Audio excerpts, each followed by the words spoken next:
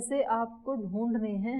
जब मैं ये श्लोक पढ़ाती हूँ ना, जब मैंने कल पढ़ाया था ये, तो ऐसे सबको ढूंढना है कि हम कब कब लोक को उद्विग्न करते हैं। लोक मतलब जो हमारे आसपास रहने वाले, संसार मतलब क्या, जो हमारे पास रह रहे हैं। आप गुरुकुल में रह रहे हैं तो गुरुकुल ही आपका संसार है, इसके बाहर तो आप जाते नहीं हैं।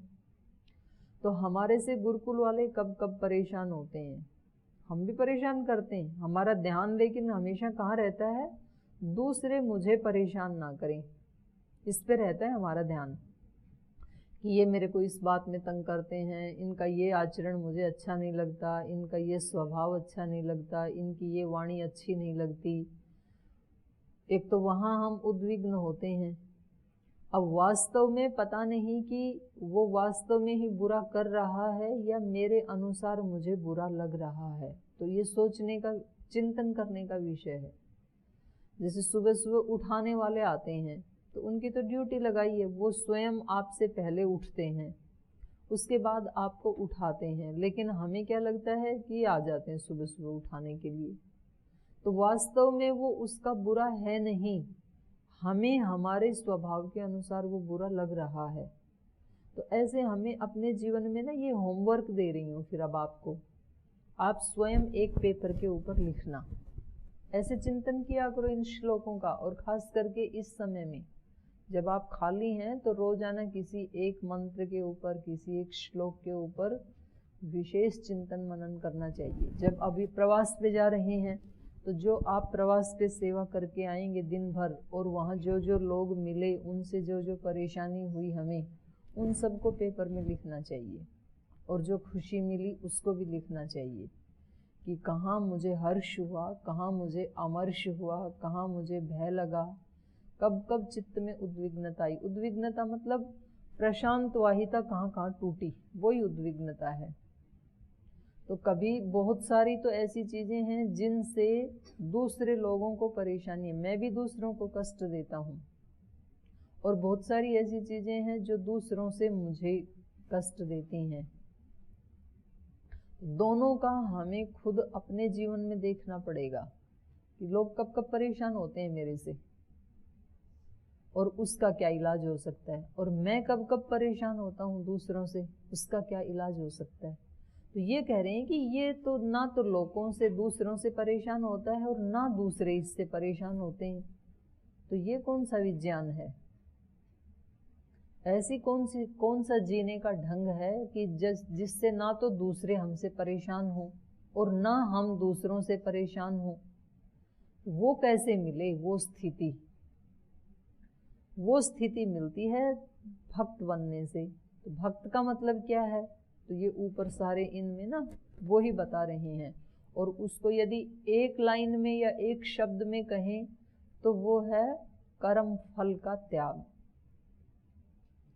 कर्म के प्रति जो आसक्ति है उसका त्याग, उसका त्याग करने से फिर ये एक ही साथ दो चीजें ठीक हो जाती हैं। ना तो हम दूसरे से परेशान होते हैं और ना तो दूसरे हमसे परेशान होते हैं। क्योंकि हमारे अंदर राग और द्वेष दोनों का, और ये एक दिन में नहीं होता है। आज हम शुरू करेंगे तो आज के दिन, कल के दिन यदि हम 25 बार परेशान होते थे दूसरों से, तो आज कम से कम हम 24 बार होंगे या 23 बार होंगे या 22 बार होंगे। 3 बार ध्यान रखेंगे नहीं होंगे। तो ये साधना में प्रगति है। ऐसे नहीं सोचना है कि जी 3 बार तो चलो ध्यान रख लिया, फिर भी 22 बार तो फेल हो ही गया। महाराज जी ने एक बात बताई थी ना कि असफलता नाम की कोई चीज नहीं है संसार में। या तो पूर्ण सफलता होती है या तो आंशिक सफलता होती है, लेकिन चलने वालों को सफलता ही मिलती है, कभी भी वो घाटे में नहीं रहते। तो हमें खुद ही ये अपने जीवन से देखना है, इन श्लोकों को अपने जीवन में घटाना है। अमर्ष कहाँ कहाँ होता है, असहनशीलता कहाँ कहाँ चीजें मुझे बुरी लगती हैं, और उस समय फिर चिंतन करना कि ये सारा संसार भगवान ने केवल मेरे लिए तो बनाया नहीं। तो जैसे मेरी अपनी मान्यताएं हैं, धारणाएं हैं, मेरी खुशियां हैं, ऐसे दूसरों की भी तो खुशियां हैं, उनके लिए भी तो बनाया है। उनको भी तो अपनी खुशी के अनुसार जीने का हक भगवान ने दिया है। तो तो वो कैसे मेरे अकॉर्डिंग जिएंगे, क्योंकि मैं भी तो नहीं जीता ना दूसरों के अकॉर्डिंग। जब मैं अपनी खुशियों के अनुसार जीना चाहता हूँ तो दूसरे भी तो चाहते हैं। ऐसा जब चिंतन करेंगे तो अमर्ष थोड़ा कम हो जाएगा, सहन न करना ये थोड़ा कम हो जाएगा। ठीक है भाई, जैसी इसकी समझ में आ रहा है ये भी कर रहा है। इसका ये अभिप्राय नहीं है कि हम बताएंगे ही नहीं, किसी को कुछ बोलेंगे ही नहीं, बताना तो पड़ेगा, नहीं तो सारा संसार ही फिर काम जो है ना उल्टा पल्टा हो जाएगा। अब बॉस सहन करता रहे तो एम्प्लॉइज तो पता नहीं क्या क्या उनको अच्छा लगता है, तो कंपनी कैसे चलेगी, बंद हो जाएगी। घर में माता पिता बताएं नहीं तो बच्चों को तो पता नहीं क्या क्या अच्छा लग जाएगा, बताना तो पड़ेगा। लेकिन बताते हुए खुद उद्विग्न ना होना, अपने आप को संभाल के रखते हुए दूसरे को बताना। डॉक्टर खुद रोगी थोड़ी होता है, रोगी को देख करके रोगी को सहन तो करता है, रोगी को ठीक भी करता है, लेकिन खुद रोगी नहीं हो जाता है। पहले अपने आप को ठीक रखता है डॉक्टर, तभी तो इलाज कर पाएगा। तो हमें अपने चित्त की उद्विग्नता को सबसे पहले ठीक करने का प्रयास करना है कि दूसरों से मैं उद्विग्न ना हूं और मैं भी कुछ ऐसा ना करूं जो मेरे से दूसरे उद्विग्न हों। जब एक व्यक्ति प्रशांत रहता है, बिल्कुल शांत रहता है, तो उससे दूसरे उद्विग्न होते ही नहीं है, उससे तो कुछ प्रेरणा ही लेते हैं। ये सारे श्लोक हमारे अपने जीवन के लिए हैं, तो इस तरह से आप इसका चिंतन किया करें। ये तो मैंने एक श्लोक के बारे में पूछा, और यदि मैं अभी सबसे पूछती तो एक बहुत बड़ा एक रिजल्ट आता, लेकिन उसमें टाइम 2 घंटे लग जाएंगे। इसलिए आप स्वयं करना, एक तरीका बताया है आपको कि जो यहाँ शब्द कहे जा रहे हैं उनको अपने जीवन में कैसे देखा जाता है, कैसे घटाया जाता है। नहीं तो हम ऊपर ऊपर से चीज़ों को देखते हैं, भय का वेग क्या है, अमर्ष का वेग क्या है, हर्ष का वेग क्या है, लेकिन ये सुबह से शाम तक किसी और की कहानी नहीं है, ये मेरी ही कहानी है, ऐसा हमें जानना है। हम ही हर्ष के वेग से युक्त होते हैं, हम ही अमर्ष के वेग से युक्त होते हैं। छोटे छोटे अमर्ष हैं, छोटी छोटी असहनशीलताएं, छोटे छोटे ही हमारे हर्ष हैं, जिसमें हर्षित होने जैसा कुछ था ही नहीं, फिर भी हर्षित हो गए। कल विद्यार्थियों ने महाराज जी को बोला, महाराज जी हमें लीची मंगवा करके दो, और आज उनको लीची मिल जाएगी छोटे बच्चों को, तो वो हर्षित हो जाते हैं। छोटी चीज़ में ही तो हम हर्ष के वेग में बह जाते हैं, छोटी चीज़ में ही हम अमर्ष के वेग में बह जाते हैं, छोटी छोटी चीज़ों से ही हम भय के वेग में बह जाते हैं, भय उत्पन्न हो जाता है। याद नहीं हुआ तो भय उत्पन्न हो गया, यज्ञ में नहीं गए तो भय उत्पन्न हो गया, प्राणायाम में नहीं गए भय उत्पन्न हो गया, ठीक समय पे नहीं उठे भय उत्पन्न हो गया। तो कितनी बार ये भय के वेग आते हैं हमारे चित्त में, तो कैसे उसको निर्भयता में बदलें, क्योंकि भयभीत होना तो अपने आप में ही जीवन को नीचे ले जाना है। तो मैं अभय कैसे बनूं सब कामों को करते हुए, तो ऐसे फिर ये जो है ना ये हमारे जीवन में उतरने लगते हैं शास्त्र। फिर तो चलो आगे पढ़ते हैं। फिर अभी श्लोक का उच्चारण कर लीजिए। अनपेक्ष शुचिर्दक्ष उदासीनो गतव्यथः सर्वारंभ परित्यागी यो मद्भक्तः स मे प्रियः। अनपेक्षः, जो किसी से अपेक्षा नहीं रखता है। अब देखो, जो अमर्ष वाला जो दुर्गुण था वो किससे सिद्ध होगा? अनपेक्ष होने से। वो अपेक्षा नहीं करता है किसी से। अपेक्षाएं कब होती हैं हमारे चित्त में? राग या द्वेष के कारण। किसी चीज से राग है तो उसको प्राप्त करना चाहते हैं, ये हमारी अपेक्षा है। किसी चीज से हमें द्वेष है तो उसको हटाना चाहते हैं, ये हमारी अपेक्षा है कि ये सामने ना आए। तो जब तक मूल क्या है?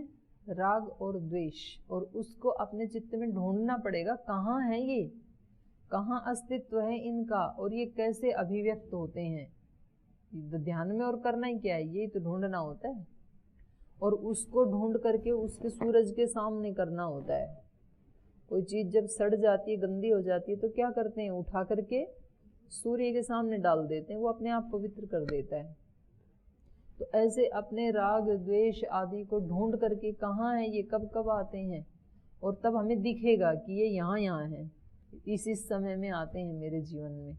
उनको वैसे कि वैसे, उसमें कोई लीपा पोती ना करके एज इट इज जैसे हैं उसको सूर्य के सामने रखना। सूर्य के सामने मतलब ईश्वर के सामने, ब्रह्म के सामने, कि ये मेरे अंदर दोष हैं, ये मुझसे ठीक नहीं हो रहे, आप इनको ठीक कर दो।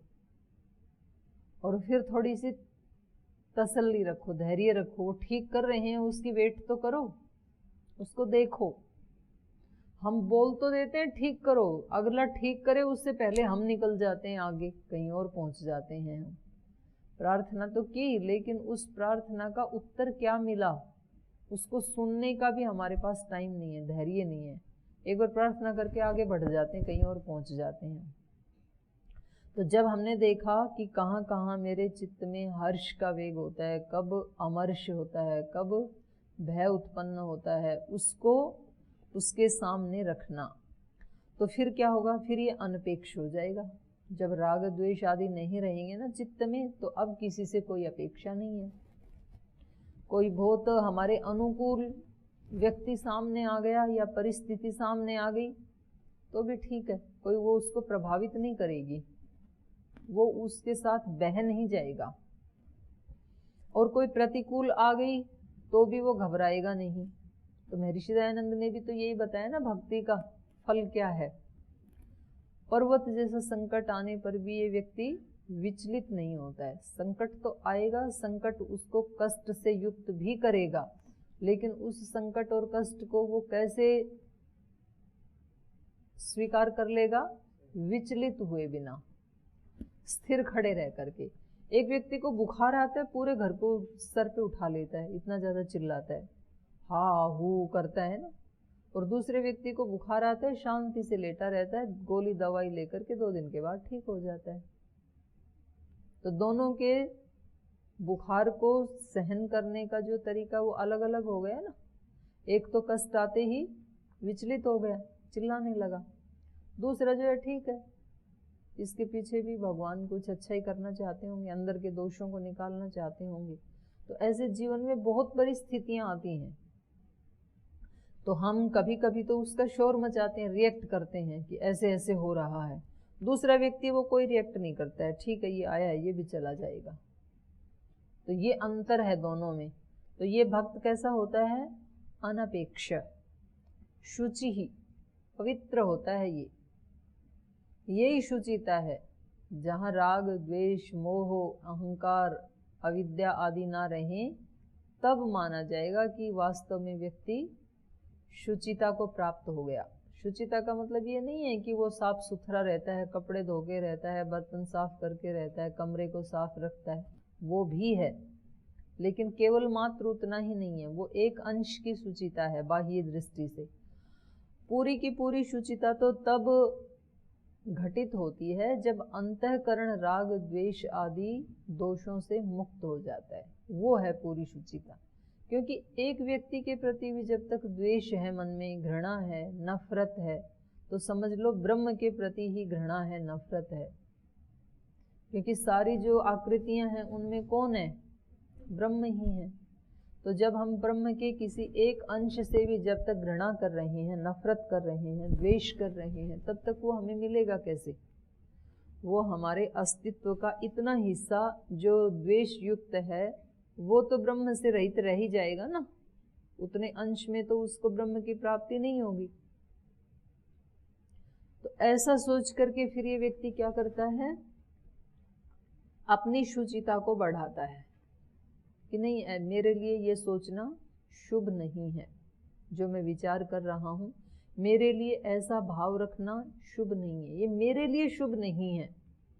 तो फिर वो दूसरे से अपेक्षा ही नहीं करेगा कि जी ये ऐसे ठीक करे तब तो मैं अपनी भावनाओं को ठीक करूं, ये भी तो थोड़ा बहुत सोचें, इनका भी तो आचरण व्यवहार थोड़ा ठीक हो तब तो मैं अपने को ठीक करूं, ऐसा इंतजार वो नहीं करेगा। क्योंकि उसको तो अपने लिए करना है, इसलिए दूसरा करे ना करे, लेकिन मुझे तो अपने शुभ के लिए, अपने कल्याण के लिए ये करना ही है। तो इसलिए वो अनपेक्ष हो जाता है, वो पवित्रता को प्राप्त करता है। भावनाओं की पवित्रता। और भावनाओं की पवित्रता जो है ना, वो सबसे स्ट्रॉन्ग शक्ति है हमारी, सबसे स्ट्रॉन्ग, सबसे ज्यादा ताकत, सबसे बड़ी संपत्ति या सबसे बड़ी विपत्ति भावनाएं हैं। बहुत अंतर पड़ता है, सीधा सीधा अंतर पड़ता है दूसरे के ऊपर जाकर के। जिस व्यक्ति के प्रति हम जैसा भाव रखते हैं ना, वो बिल्कुल वैसा का वैसा जाता है उसके पास, और वैसा का वैसा वहां से वापस आता है हमारे पास। इसलिए यदि हमें सबसे अच्छी भावना चाहिए तो हमें प्रयास पूर्वक सबके प्रति अच्छी भावना रखनी पड़ेगी। वो मेरे कल्याण के लिए है। शुरुआत अपनी तरफ से करनी पड़ेगी। तो जैसा बीज जमीन में बोते हैं वैसा ही अंकुरित होता है, वैसा ही फल आता है। तो भावनाओं के स्तर के ऊपर कभी अपवित्रता नहीं आने देना, साधक नहीं आने देता है। वो बहुत अत्यंत एक्स्ट्रा अलर्ट रहता है। व्यवहार में तो बताना पड़ेगा उसको, जहां जहां उसकी ड्यूटी है, तो व्यवहार में तो उसको ठीक करना पड़ेगा चीजों को, लेकिन भावना के स्तर पर वो कभी नहीं आने देता। इसलिए वो सब करके भी ना किए जैसा रहता है, उसके चित्त के ऊपर कोई बोझ नहीं आता है। जैसे जैसे सुचिता बढ़ती है वैसे वैसे हल्कापन आता जाता है। और अध्यात्म की यात्रा में उड़ान भरने के लिए व्यक्ति को लाइट होना पड़ता है, हल्का होना पड़ता है। भारी भरकम वजन के साथ कभी आप पर्वत की, एवरेस्ट की चढ़ाई को नहीं चढ़ सकते।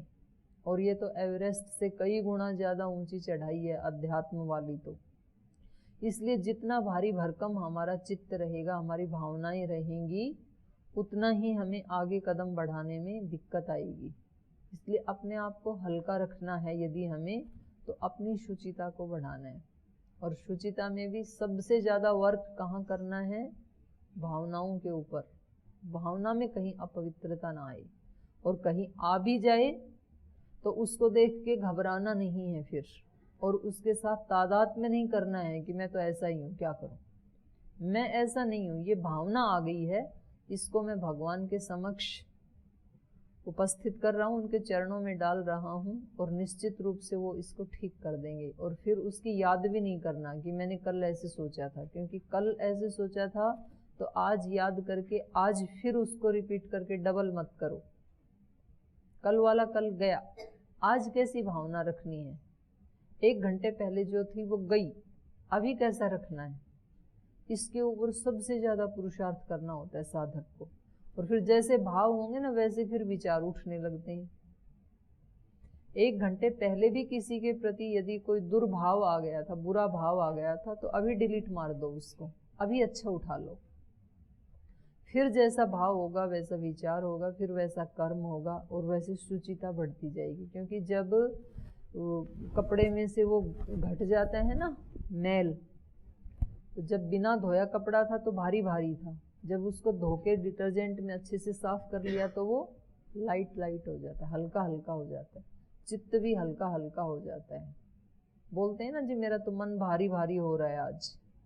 मन भारी हो रहा है मतलब कुछ तो जुड़ गया मन में, कहीं कोई परेशानी, दुख, राग, द्वेष, कहीं नफरत, घृणा, शिकायत, कोई अपेक्षा, कुछ तो जुड़ा है अंदर, तो मन भारी हो रहा है।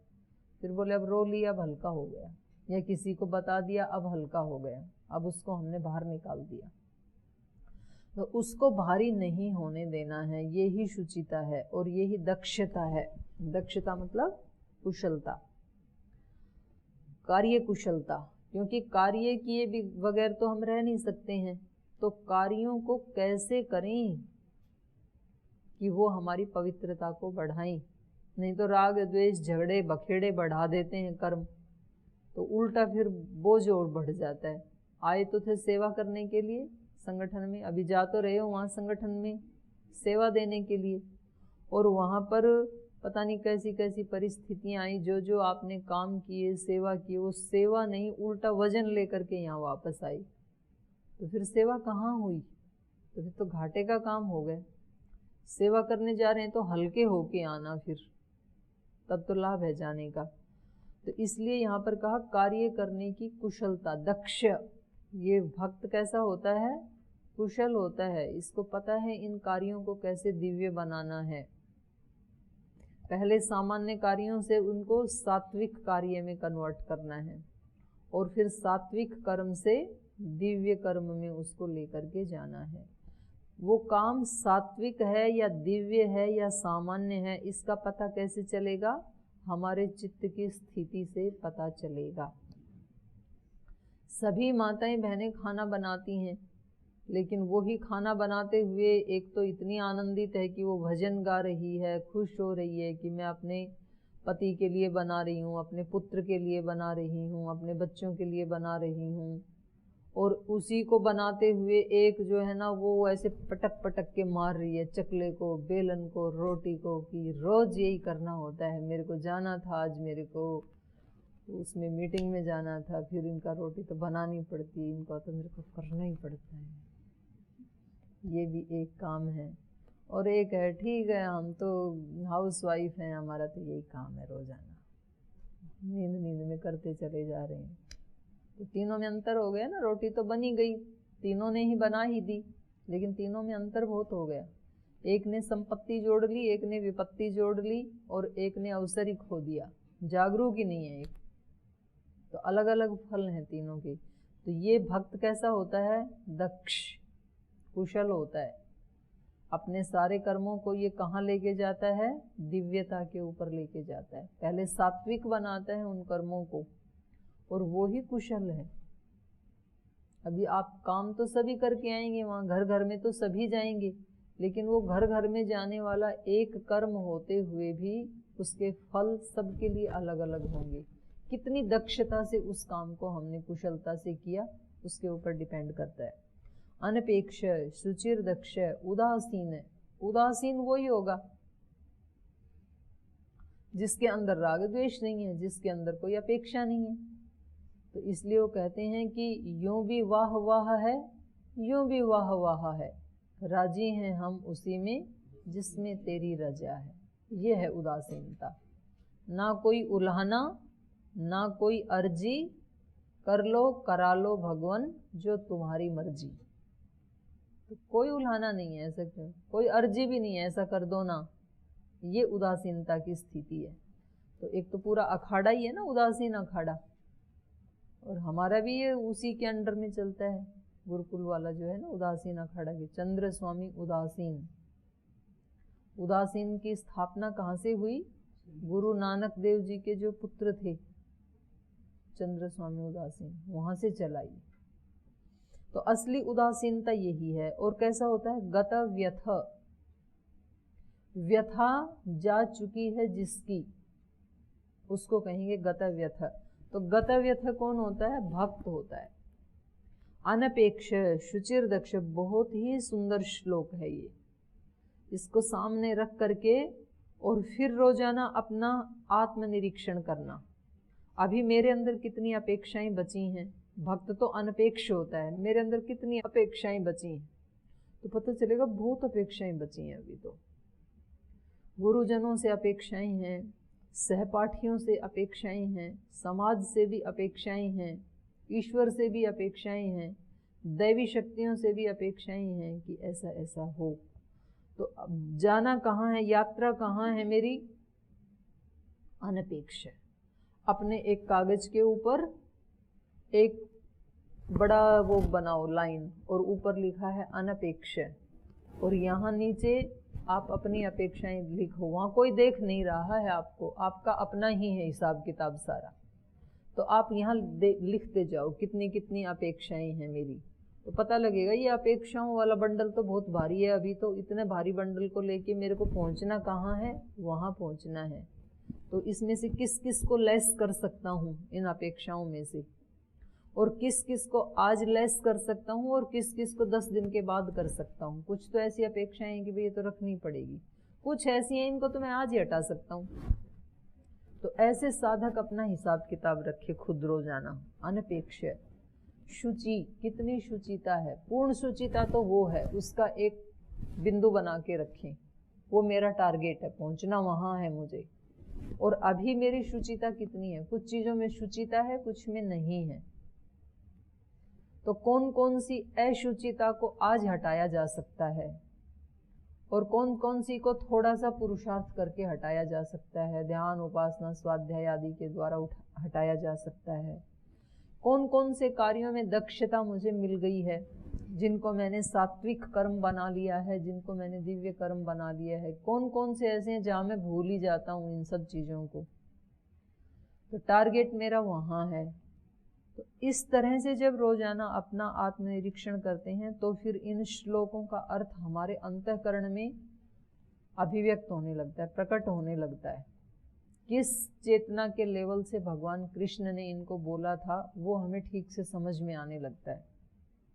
तो ये भक्त होता है, वो किसी से अपेक्षा नहीं करता है। अनपेक्षः शुचि ही, वो बहुत पवित्र होता है। दक्षः, कुशल होता है। उदासीन, किसी से कोई कामना नहीं रखता है, उदासीन रहता है। गतव्यथ, और जब इतने सारा उसने कूड़ा करकट हटा दिया तो व्यथा तो रहेगी ही नहीं उसको, तो वो हो जाता है गतव्यथः।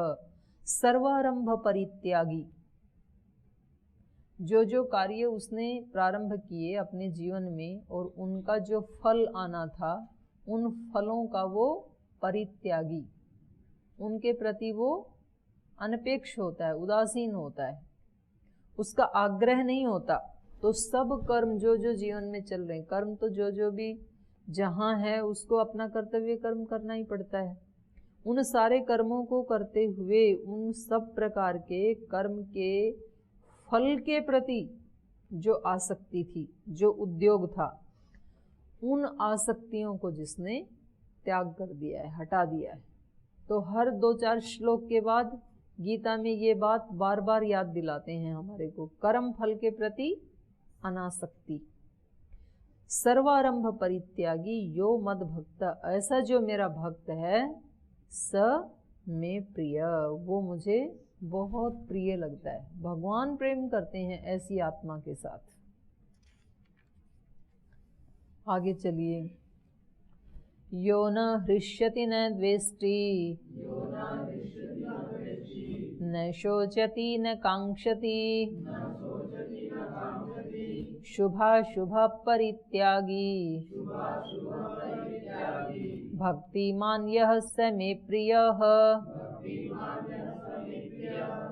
समः शत्रौ च मित्रे च, तथा मानापमानयोः, शीतोषण सुख दुःखेषु, समसंग विवर्जितः, तुल्य निंदा स्तुतिर्मौनी, संतुष्टो येन केनचित्, अनिकेतः स्थिरमतिः, भक्तिमान् मे प्रियो नरः, ये तु धर्म्यामृतम् इदम्, यथोक्तं पर्युपासते, श्रद्धाना मत्परमा, भक्तः तेतीव मे प्रियाः। यो न हृष्यति न द्वेष्टि, जो ना तो अनुकूल को देख करके हर्षित होता है और न द्वेष्टि, क्योंकि इनका मूल कहाँ है? हर्षित होने का और द्वेष करने का मूल क्या है? हर्षित और द्वेषित हम कब होते हैं? इनका रूट क्या है? राग द्वेष। राग के कारण हर्षित होते हैं, द्वेष के कारण द्वेषित होते हैं। तो इसने तो जड़ को ही हटा दिया, तो जब जड़ ही नहीं है तो फल कहाँ से आएंगे? इसलिए ये किसी भी परिस्थिति में ना हर्षित होता है और न द्वेष्टि, न द्वेष को प्राप्त होता है। न शोचति न कांक्षति, न तो ये शोक करता है, शुच शोके धातु है यहाँ पर। न शोचति, किसी चीज का शोक नहीं करता है ये, क्योंकि कुछ भी अपना था ही नहीं, और जब अपना था ही नहीं और वो चला गया तो उसके लिए शोक काहे का?